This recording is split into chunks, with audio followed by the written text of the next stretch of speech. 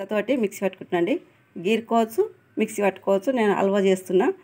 ఇది ఎర్రగా ఎందుకు అయిందంటే నేను బీట్రూట్ కోసినుంటే అదే చాకుతోటి సొరకాయ కోసినండి. గీరుకుంటేనేమో ఇట్లా నీరు కాదు, మిక్సీ పడితే నీరు అవుతుందండి.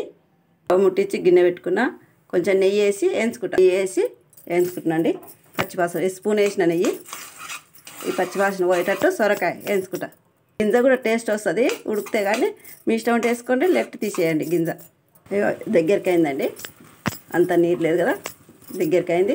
ఇక చక్కెర వేసి బాగా చక్కెర కడిగి ఉడికిన దగ్గర మంచిగా ఉంచుతండి దగ్గరికి అయ్యే వరకు. కప్పు సొరకాయ తురుముకు సగం కప్పు చక్కెర వేసినండి.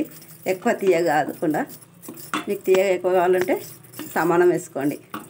పొట్టుతో వేస్తే పడేస్తారు, పొట్టు తీసి ఇలాచి పొడి దంచింది. ఇంకా దగ్గరికి కావాలండి. ఇంట్లో పాలు పోసుకుంటే కీర్ లాగా అవుతుంది, ఉట్టిగా ఉంచుకుంటే హల్వా లాగా అవుతుంది. నేను పాలు కాగబెట్టి మనం పాలలో కలుపుకొని తాగొచ్చు కూడా అండి. అలా సల్వా హెల్దీ ఫుడ్, ఇది కీరు ఫుడ్ అంటుంది.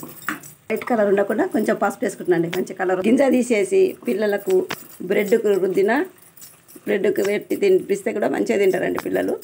ఉట్టిగా తింటారు, బ్రెడ్కి రుద్దితే తింటారు, చాలా బాగుంటుందండి. ఇక హల్వా రెడీ అయిందండి. ఇక పలుకులు వేసుకోవచ్చు, అది మీ ఇష్టం అండి. నేనైతే పలుకులు ఇప్పుడు వేస్తలేను. స్టవ్ ఆఫ్ చేస్తున్నా. సొరకాయ హల్వా రెడీ. చూసే వాళ్ళందరికీ థ్యాంక్స్.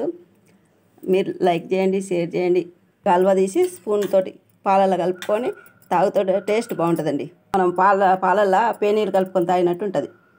చూసే వాళ్ళందరికీ థ్యాంక్స్.